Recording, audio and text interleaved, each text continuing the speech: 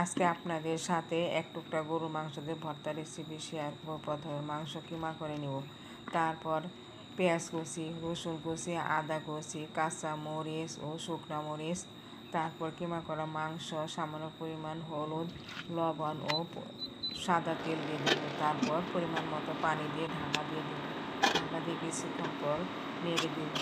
আবার কিছুক্ষণ পর ঢাকা দিয়ে নেড়ে দেবো।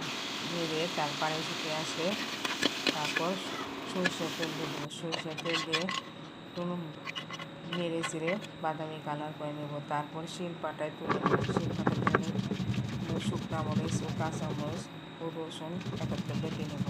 তারপর পেঁয়াজ কুচি হালকা বাটা দিয়ে নেব। তারপর মাংস কিমাগুলো ভালো মতো বেটে নেব। তারপর সবগুলোই একত্রে ভালো মতো মিশিয়ে নেব। মিশিয়ে তারপর গোল গোল করে নেব। হয়ে গেল মজাদার গরু মাংসের ভর্তা রেসিপি। এই রেসিপিটা যদি ভালো লাগে তাহলে লাইক কমেন্ট শেয়ার দিবেন, প্লিজ সাবস্ক্রাইব করবেন।